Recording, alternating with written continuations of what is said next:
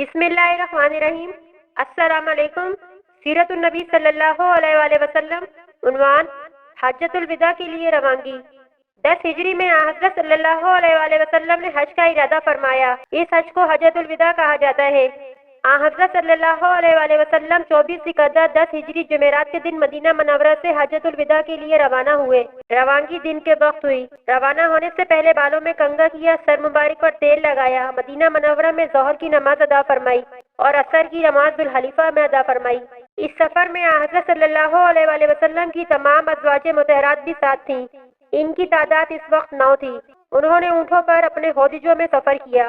حضرت صلی اللہ علیہ وآلہ وسلم اپنی اونٹنی قصوہ پر سوار تھے۔ یہ اونٹنی جب آپ صلی اللہ علیہ وآلہ وسلم کو لے کر اٹھی تو آپ صلی اللہ علیہ وآلہ وسلم اس وقت احرام میں تھے۔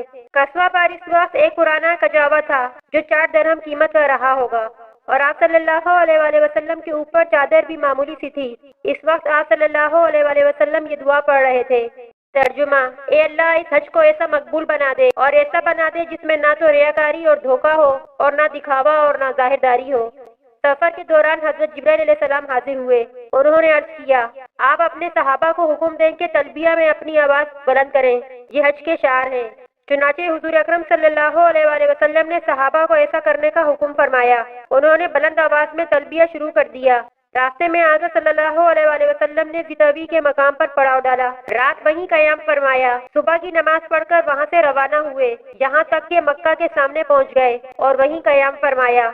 پھر دن میں چاشت کے وقت مکہ معظمہ میں داخل ہوئے۔ باب عبد المناف سے خانہ کعبہ میں داخل ہوئے۔ یہ دروازہ باب سلام کے نام سے مشہور ہے۔ بیت اللہ پر نظر پڑتے ہی آپ صلی اللہ علیہ وآلہ وسلم نے الفاظ میں دعا فرمائی۔ ترجمہ: اے اللہ، تو خود سلامتی والا ہے اور تیری ہی طرف سے سلامتی آتی ہے، بس اے ہمارے پروردگار، تو ہمیں سلامتی کے ساتھ زندہ رکھ اور اس گھر کی عزت اور دبدبے میں اضافہ ہی اضافہ فرما۔ پھر بیت اللہ کے گرد طواف کیا، 7 چکر لگائے۔ طواف کی ابتدا آپ صلی اللہ علیہ وآلہ وسلم نے حجر اسود سے کی۔ پہلے اس کے پاس گئے اور اس کو چھوا۔ اس وقت آپ صلی اللہ علیہ وآلہ وسلم کی آنکھوں میں آنسو آ گئے۔ طواف کے پہلے 3 چکروں میں رمل فرمایا، یعنی سینہ تان کر تیز رفتار سے چکر لگائے۔ باقی 4 چکروں میں معمولی رفتار سے لگائے۔ طواف سے فارغ ہونے کے بعد حجر اسود کو بوسہ دیا، اپنے دونوں ہاتھ اس پر رکھے اور ان کو چہرہ مبارک پر پھیرا۔ طواف سے فارغ ہونے کے بعد حضرت صلی اللہ علیہ وآلہ وسلم نے مقام ابراہیم پر 2 رکعت نماز پڑھی، پھر آب زمزم نوش فرمایا۔ اب آپ صلی اللہ علیہ وآلہ وسلم صفا پہاڑی کی طرف چلے۔ اس وقت آپ صلی اللہ علیہ وآلہ وسلم یہ آیت پڑھ رہے تھے۔ ترجمہ: بے شک صفا اور مروہ اللہ کے شعار میں سے ہیں۔ سورۃ بقرہ۔ حضور اکرم صلی اللہ علیہ وآلہ وسلم نے صفا اور مروہ کے درمیان 7 چکر لگائے۔ یہ 2 پہاڑیاں ہیں، ان کے درمیان چکر لگانے کو صحیح کرنا کہتے ہیں۔ پہلے 3 پھیروں میں آپ تیز اور باقی 4 میں عام رفتار سے چلے۔ جب صفا پر چڑھتے اور کعبہ کی طرف منہ کر لیتے تو اس وقت اللہ کی توحید یوں بیان فرماتے۔ ترجمہ: اللہ تعالیٰ کے سوا کوئی معبود نہیں، اللہ سب سے بڑا ہے۔ اللہ تعالیٰ کے سوا کوئی معبود نہیں، وہ تنہا ہے۔ اس نے اپنا وعدہ پورا کر دیا، اپنے بندوں کی مدد کی اور اس نے تنہا متحدہ لشکروں کو شکست دی۔ مروہ پر پہنچ کر بھی حضور صلی اللہ علیہ وآلہ وسلم نے اللہ کی حمد و ثنا بیان فرمائی۔ صفا اور مروہ کے درمیان صحیح کے بعد حضرت صلی اللہ علیہ وآلہ وسلم نے ان لوگوں کو احرام کھولنے کا حکم فرمایا جن کے ساتھ قربانی کے جانور نہیں تھے۔ جن کے ساتھ قربانی کے جانور تھے انہیں حکم فرمایا کہ وہ احرام کو برقرار رکھیں۔ 8 ذی الحجہ کو حضور صلی اللہ علیہ وآلہ وسلم منا کے لیے روانہ ہوئے۔ منا کی طرف روانگی سے پہلے ان تمام لوگوں نے احرام باندھ لیے جو پہلے احرام کھول چکے تھے۔ منا میں حضرت صلی اللہ علیہ وآلہ وسلم نے ظہر، عصر، مغرب اور عشاء کی نمازیں ادا فرمائیں۔ رات وہیں گزاری۔ وہ جمعے کی رات تھی۔ صبح کی نماز بھی آپ صلی اللہ علیہ وآلہ وسلم نے منا میں پڑھی۔ سورج طلوع ہونے کے بعد وہاں سے عرفات کی طرف روانہ ہوئے۔ آپ صلی اللہ علیہ وآلہ وسلم نے حکم فرمایا کہ میرے لیے اونٹ کے بالوں کا ایک قبہ بنا دیا جائے۔ میدان عرفات میں حضور اکرم صلی اللہ علیہ وآلہ وسلم اس قبے میں ٹھہرے یہاں تک کہ زوال کا وقت ہو گیا۔ اس وقت حضور صلی اللہ علیہ وآلہ وسلم نے اپنی اونٹنی قصوہ کو لانے کا حکم فرمایا۔ قصوہ پر سوار ہو کر آپ صلی اللہ علیہ وآلہ وسلم وادی کے اندر پہنچے اور اونٹنی پر بیٹھے بیٹھے ہی مسلمانوں کے سامنے خطبہ دیا۔ اس خطبے میں حضور صلی اللہ علیہ وآلہ وسلم نے فرمایا: لوگوں، میری بات سنو۔ دیکھو، میں جانتا نہیں کہ اس سال کے بعد اس جگہ میں تم سے کبھی ملوں گا یا نہیں۔ لوگوں، سن لو، تمہارے خون یعنی تمہاری جانیں اور تمہارے اموال ایک دوسرے پر اپنے رب سے ملنے تک یقینی زندگی بھر اس طرح قابل احترام ہے جس طرح تمہارے لیے یہ دن اور یہ مہینہ قابل احترام ہے۔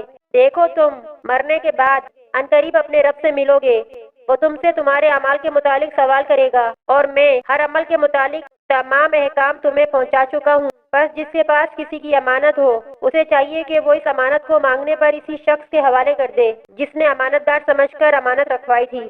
دیکھو ہر قسم کا سود جو کسی کا کسی کے ذمہ تھا ساکت کر دیا گیا، البتہ تمہارا اصل مال تمہارے لیے حلال ہے، نہ تم زیادتی کرو گے اور نہ تمہارے ساتھ زیادتی کی جائے گی۔ اللہ تعالیٰ نے فیصلہ کر دیا ہے کہ اب کوئی سود جائز نہیں، اور عباس بن عبد المطلب کا سارا سود ساکت کر دیا گیا۔ اسلام لانے سے پہلے زمانہ جاہلیت میں جو بھی قتل کا مقدمہ تھا وہ بھی ختم کر دیا گیا، اب اس کا انتقام نہیں لیا جائے گا، اور سب سے پہلے جو قتل کا بدلہ میں ختم کرتا ہوں وہ ابن ربیعہ بن حارث بن عبد المطلب کا قتل ہے، اور ابن ربیعہ نے بنو لیث میں دودھ پیا تھا، حزیل نے اسے قتل کر دیا تھا۔ بس یہ پہلا قتل ہے جس سے میں معافی کی ابتدا کر رہا ہوں۔ لوگوں غور سے سنو، شیطان اس بات سے مایوس ہو چکا ہے، اب اس سرزمین میں کبھی اس کی عبادت کی جائے گی، لیکن اگر اس کی اطاعت کرو گے تو وہ تمہارے ان گناہوں سے جنہیں تم معمولی سمجھتے ہو راضی ہو جائے گا۔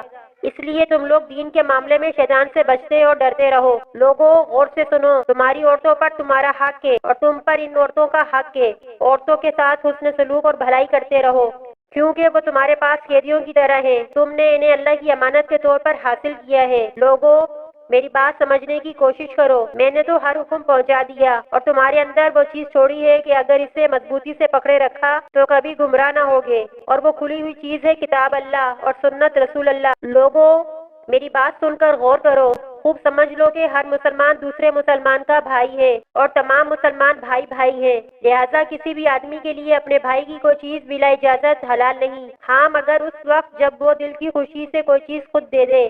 بس تم لوگ اپنے آپ پر کسی بھی حالت میں ظلم مت کرنا۔ لوگوں بتاؤ میں نے تبلیغ کا حق ادا کر دیا؟ لوگوں نے جواب میں کہا یقیناً یقیناً۔ اس پر آپ صلی اللہ علیہ وآلہ وسلم نے آسمان کی طرف رخ کیا اور شہادت کی انگلی اٹھا کر فرمایا، ترجمہ: اے اللہ آپ گواہ رہیے گا، اے اللہ آپ گواہ رہیے گا، اے اللہ آپ گواہ رہیے گا۔ خطبے سے فارغ ہو کر حضرت صلی اللہ علیہ وآلہ وسلم نے حضرت بلال رضی اللہ عنہ کو اذان کا حکم دیا۔ اذان کے بعد ظہر کی تکبیر کہی گئی اور نماز ادا کی گئی، پھر عصر کی نماز کے لیے تکبیر کہی گئی اور نماز ادا کی گئی، یعنی دونوں نمازیں ایک ساتھ ادا کی گئی۔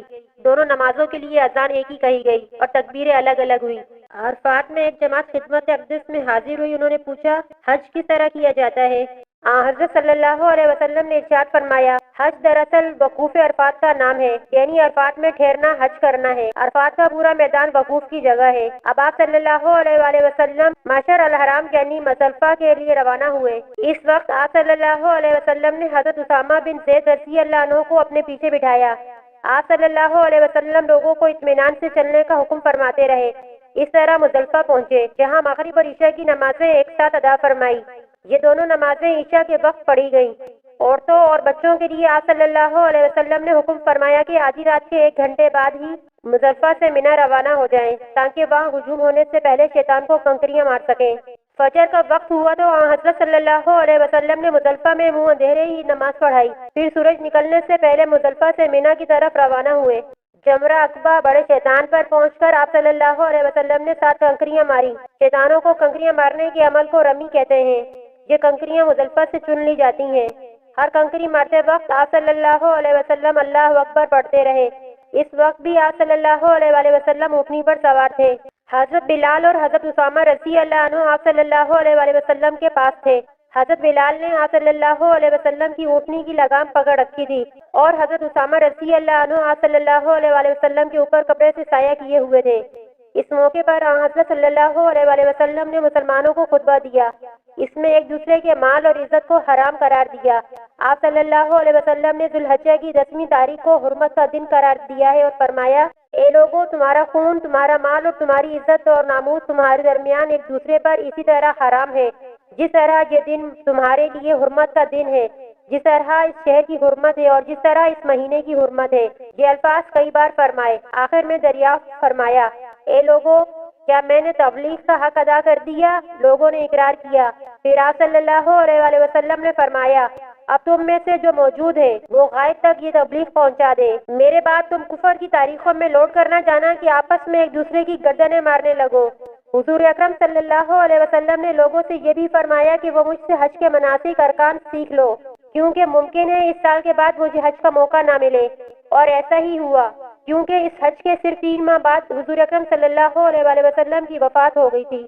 اس کے بعد آپ صلی اللہ علیہ وآلہ وسلم مینا میں قربانی کی جگہ تشریف لائے اور 63 اونٹ قربان فرمائے۔ یہ سب جانور آپ صلی اللہ علیہ وسلم مدینہ منورہ ہی سے ساتھ لائے تھے اور اپنے دست مبارک سے ذبح فرمائے، گویا اپنی عمر کے ہر سال کے بدلے ایک جانور قربان فرمایا۔ قربانی کے گوشت میں سے آپ صلی اللہ علیہ وسلم کے لیے کچھ گوشت پکایا گیا اور آپ صلی اللہ علیہ وسلم نے تناول فرمایا۔ باقی اونٹوں کو ذبح کرنے کے لیے آپ صلی اللہ علیہ وسلم نے حضرت علی رضی اللہ عنہ کو حکم فرمایا۔ کل 100 اونٹ تھے۔ اس طرح 37 اونٹ حضرت علی رضی اللہ عنہ نے ذبح فرمائے۔ حضور اکرم صلی اللہ علیہ وسلم نے ان جانوروں کا گوشت اور دوسری چیزیں لوگوں میں تقسیم کرنے کا حکم فرمایا۔ مینا کا تمام مقام قربانی کی جگہ ہے، اس کے کسی بھی حصے میں جانور قربان کیا جا سکتا ہے۔ قربانی سے فارغ ہونے کے بعد آپ صلی اللہ علیہ وسلم نے سر منڈوایا۔ سر مبارک کے بعد صحابہ کرام میں تقسیم کیے گئے۔ اس وقت حضور اکرم صلی اللہ علیہ وسلم نے دعا فرمائی۔ ترجمہ: اے اللہ، سر منڈوانے والوں کی مغفرت فرما۔ سر منڈوانے کے بعد حضور اکرم صلی اللہ علیہ وسلم کو حضرت عائشہ صدیقہ رضی اللہ عنہا نے خوشبو لگائی۔ اب حضور اکرم صلی اللہ علیہ وسلم مکہ جانے کے لیے سواری پر تشریف فرما ہوئے۔ مکہ پہنچ کر ظہر سے پہلے طواف کیا۔ یہ طواف اضافہ تھا جو حج میں فرض ہے، اس کے بغیر حج نہیں ہوتا۔ پھر حضور اکرم صلی اللہ علیہ وسلم نے زمزم کے کنویں سے زمزم نوش فرمایا، کچھ پانی اپنے سر مبارک پر بھی چھڑکا۔ پھر آپ صلی اللہ علیہ وسلم مینا واپس تشریف لے گئے، وہیں ظہر کی نماز ادا کی۔ آپ صلی اللہ علیہ وسلم مینا میں 3 دن ٹھہرے۔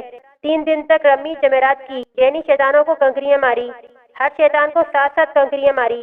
مینا کے قیام کے بعد حضور اکرم صلی اللہ علیہ وسلم مکہ تشریف لائے اور صحابہ کرام کو حکم فرمایا، لوگوں، اپنے وطن لوٹنے سے پہلے بیت اللہ کا طواف کرو۔ اسے طواف وداع کہتے ہیں، یعنی رخصت ہوتے وقت کا طواف، اور یہ ہر حاجی پر واجب ہے۔ ملتے ہیں ایک نئی ویڈیو کے ساتھ۔ اجازت دیجیے گا اس اپنے پن کے ساتھ کہ اپنا بہت خیال رکھیے گا۔ اللہ حافظ۔